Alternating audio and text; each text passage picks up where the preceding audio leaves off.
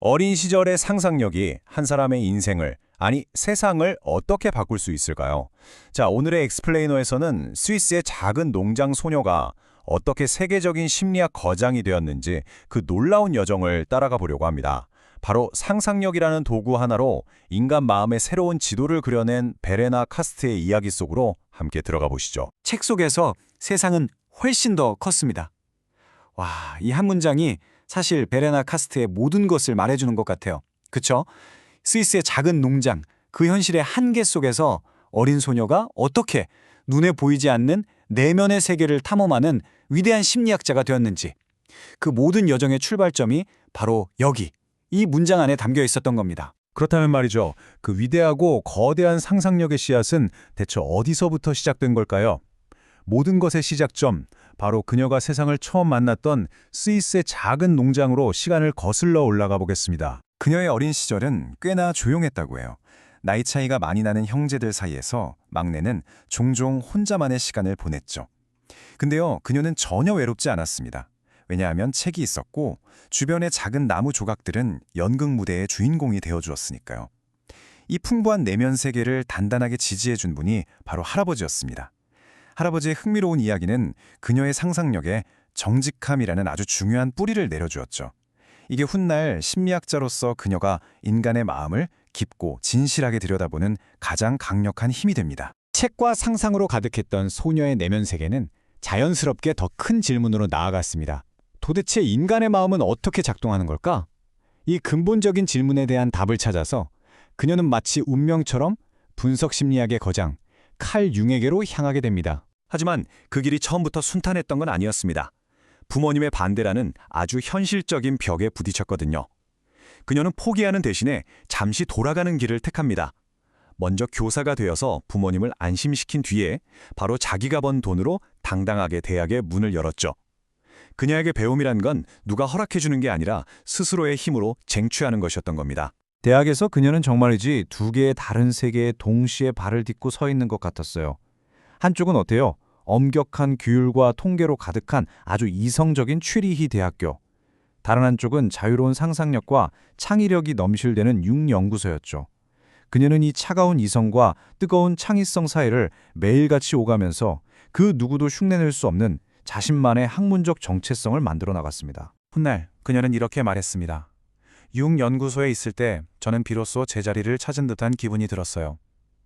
어찌 보면 당연한 일이죠. 어릴 적부터 나무 조각으로 혼자 연극을 만들고 동화 속 세상을 헤매던 그 소녀에게 꿈과 상징, 신화를 탐구하는 융의 세계는 마침내 도착한 마음의 고향이었을 테니까요. 자, 이렇게 마음의 고향을 찾은 그녀는 이제 그곳에 머무르는 것을 넘어 변화의 바람을 일으킬 준비를 합니다. 하지만 그녀 앞에는 너무 어리다, 그리고 여성이다 라는 거대하고 단단한 편견의 벽이 가로막고 있었습니다. 화면에 보이는 이 숫자 1, 정말 단순한 숫자죠. 하지만 이 숫자는요, 베레나 카스트의 경력에서, 아니 분석 심리학의 역사 전체를 통틀어 가장 중요한 숫자 중 하나가 됩니다. 이건 그냥 순서가 아니에요. 수십 년간 굳게 닫혀있던 문을 열어젖힌 그 첫 번째 발자국을 의미하기 때문입니다. 바로 국제분석심리학회 IAPA 최초의 여성 회장이 된 겁니다.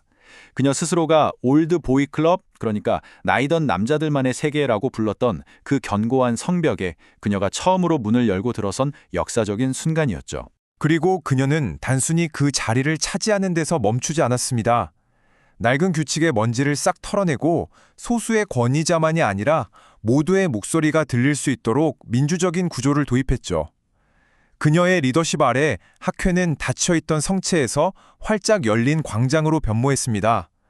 이건 다음 세대를 위한 정말 귀중한 선물이었습니다. 이렇게 치열하게 자신만의 길을 개척하고 또 세상을 바꿨던 그녀. 과연 우리에게는 어떤 지혜를 남겼을까요? 그녀의 삶과 학문이 고스란히 응축된 마지막 메시지들을 통해서 지금 우리의 삶을 한번 돌아보는 시간을 가져보겠습니다. 그녀가 평생을 바쳐 탐구한 주제는 바로 감정이었습니다. 우리는 보통 이성적인 생각이 우리를 움직인다고 믿잖아요. 근데 그녀는 정반대라고 말합니다. 우리의 모든 생각과 행동, 그 뿌리를 파고 들어가 보면 결국 감정이라는 거대한 기초가 있다는 거죠.